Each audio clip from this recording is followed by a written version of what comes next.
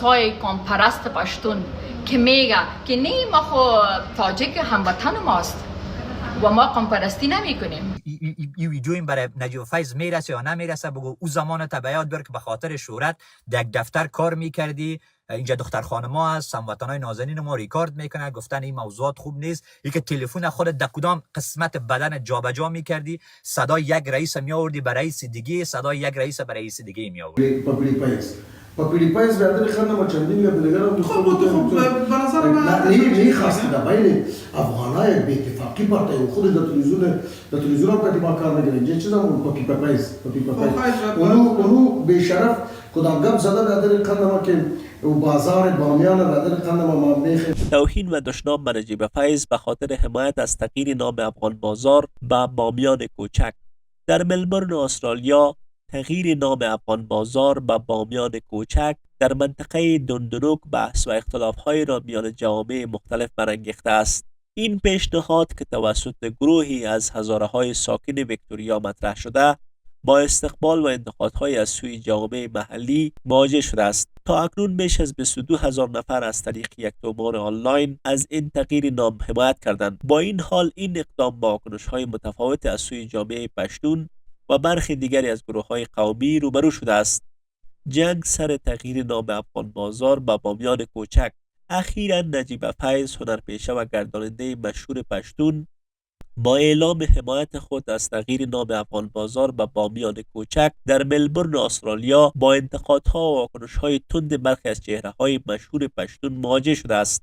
انشالله که من مطمئن هستم سر دوستای ما که افغانای ما انشالله روز به روز با اتفاقتر با احساستر میشن و من مطمئن هستم شاید یگان از بعض و یگان اشتباه میشه اشتباه شده باشه و گپ بسیار جدی نیست. انشالله پشت از اون گپا زیاد نمیگرده. چندین گپ دیگه هم گفتم تو پاپیلی پایز بیادر خانه ما چندین گپ دیگه هم خب به نظر من نه خاصی در بین افغانای به اتفاقی پارتای و خود در تلویزیون هم کدی ما کار نگیرن چه چیزا اون پاپی پایز اونو به شرف کدام گپ زده بیادر خانه ما که بازار بامیان بیادر خانه ما میخه به تغییر نتیمش و اون بیادر خانه چیز کرده که حالا خود داخل ما را خود تباه و برباد کردن خراب کردن، حالا کوشش میکنه که در بیرون ما را به اتفاق کنن. نه اون گپ نیست. انشالله که همگی با اتفاق و با اتحاد باشن دوستا.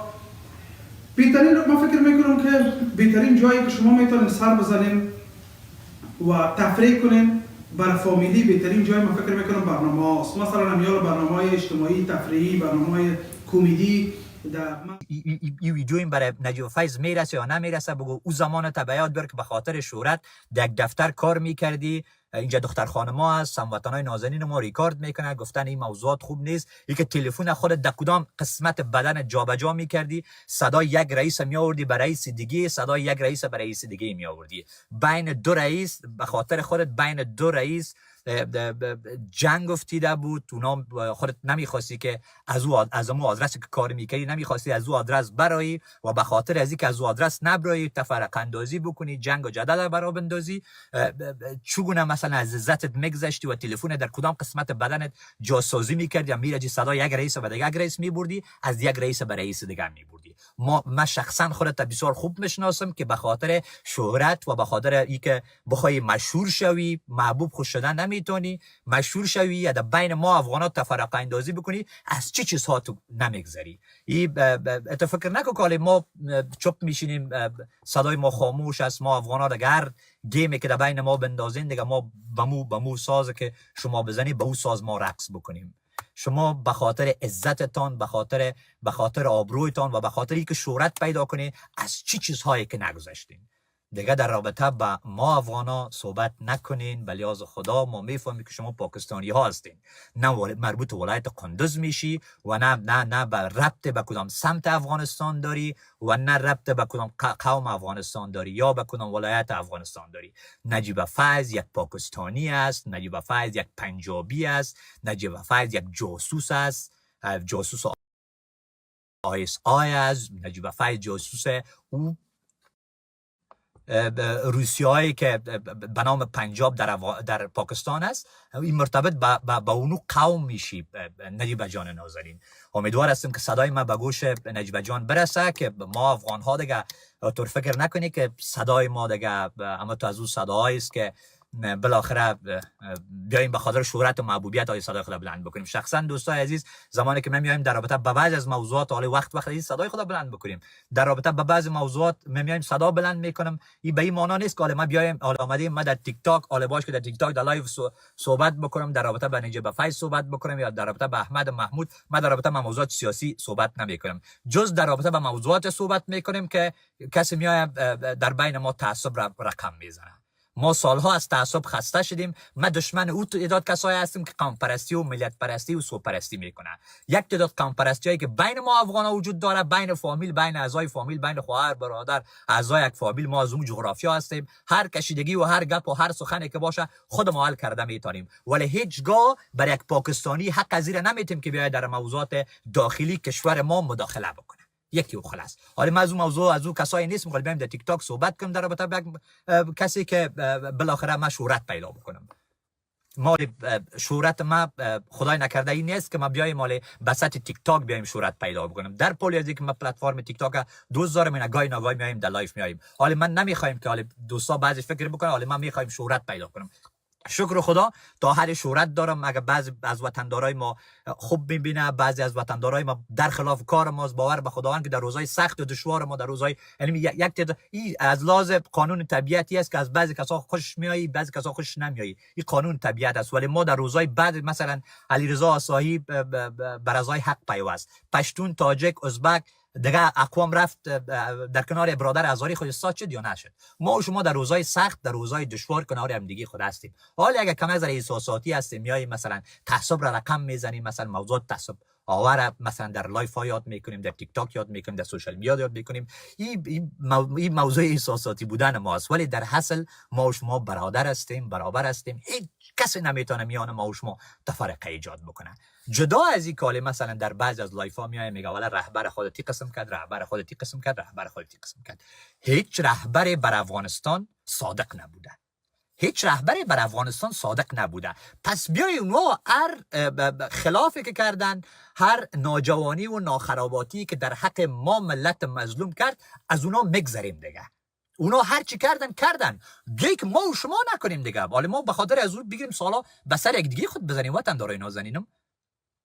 حالا ببینیم که مثلا احمد چی کرد، محمود چی کرد، مثلا فلانی چی کرد. اینا یک تعداد از کسایی که هر چیز کرد بیایی که گذشته ها را صلوات بفرستیم، آینده ها را احتیاط بکنیم. بیایی اونا گذشت رفتن هر چی کردن، اگر خوب کردن تعدادش، من نمیگم خوب نکردن، تعدادی شاید خوب کرده باشه، تعداد بد کرد، اونا را ما و شما فراموش کنیم. هر کدامی ما و شما یک رهبر شیم، هر کدامی ما و شما یک قدرت شیم، هر کدامی ما و شما دیگه به خاطر از اونا سال تعداد از جوانای پشتون و تعداد از جوانای مثلا از قوم دیگه آمده صحبت میکنه که مثلا فلانی کار کرد، فلانی کار کرد، فلانی کار کرد. فلانی ها هر کار، هر خوب و هر بد را که انجام دادن، گویا که اونا را دیگه گذشته ها را صلوات بفرستیم.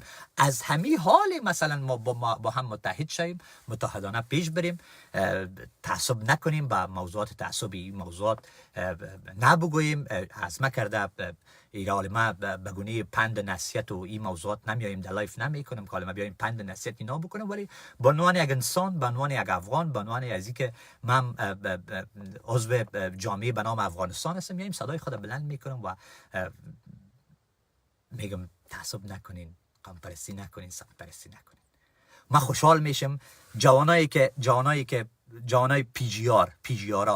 پی جی آرای نازنین، شما کامنت بتین پی جی آرای نازنین، پی جی آرای نازنین هستین، پی جی آرای پنشیر هستین، پی جی آرای پنشیر،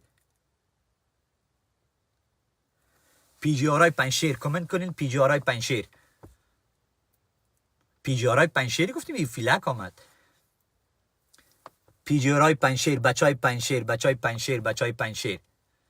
ما میخوایم که از ابتدا هدف می بوده از 17 سال 18 سال به این طرف که کار کردیم دوستان عزیز، ما 17 سال 18 سال به خاطر یاد میکنم ما قبل از سوشال میدیا فعالیتایی که داشتیم مثلا ما یک چیزی یک بخیر بر خود یک راه و مسیر انتخاب کردیم که اینجا بالاخره فارسی نیوز عزیز ما بعضی از ریکوست ها میاد دوستان امیدوارم ناراحت نشن. ما یک راه را برای خود انتخاب کردیم، یک مسیر برای خود انتخاب کردیم که بچهای پشتون، پنشیر، ازبک، هزاره، ایما، قزلباش، این تمام جوانایی که در سوشال میدیا هستن هم از اینا مسئله هم از اینا باشم و اینا همیشون طرفدار ما باشن. ما در جدا از سوشال میدیا زمانی که مثلا ما زمان کار میکردیم در اون زمان مثلا تازه فیسبوک کم برآمد دوران حامد کرزی 10 سال قبل براتون قصه میکنم. فکر بکنین ما از اون زمانی که کار خود آغاز کردیم ما لباسای پشتون، تاجک، ازبک، هزاره، ایما، قزلباش این تمام اقوام چرا نمایش داریم؟ چون تمام اقوام میخواستیم طرفدار ما باشه. همه از تمام اقوام باشم، از قوم پشتون باشم، از قوم تاجک باشم، از قوم هزاری خود. من موتر جیف داشتم دوستان عزیز. دوستان امی لایکا را به یک لک برسانی باز من میایم روی کامنت هایتان فعلا صحبت میکنم اگر شما دوست داشته باشین. ما موتر جیفی که داشتم باز در همیشه مثلا در پشت سر موتر جیفم مگان شعار نوشته میکردم. ما چون من از طرف برچی همیشه اون طرف جیم میرفتم و برچی رو بسیار زیاد خوش داشتم. زیادتر مردم نازنین و مردم شیرین هزاری، مردم هزاره چی مردمی است به خدا قسم بیشترین افتخار مردم هزاره به افغانستان آورده. نسل قلم هستن، نسل علم و دانش هستن. او طرف من همیشه او طرفا میرفتم. خب باز همیشه موترم در گشت و گذار بود. من در سر موتر خود نوشته کردم که من هزاره هستم، از نسل قلم، از نسل دانش. مردم هزاره ما واقعا همیشه بر افغانستان ما افتخار آفرینی کردن. بعضی از دوستکای ما که در تیک تاک فالوور زیاد داره، آره برای من ریکوست میتم، من نامایشان نمیگیریم. تاج سرم هستین، نور چشم ماستین، ولی همی روال لایو ما قسمی نیست که ولی ما بیایم شما را بالا بیاریم و ما و شما صحبت داشته باشیم. دوستان لایکا را به یک لک برسانین.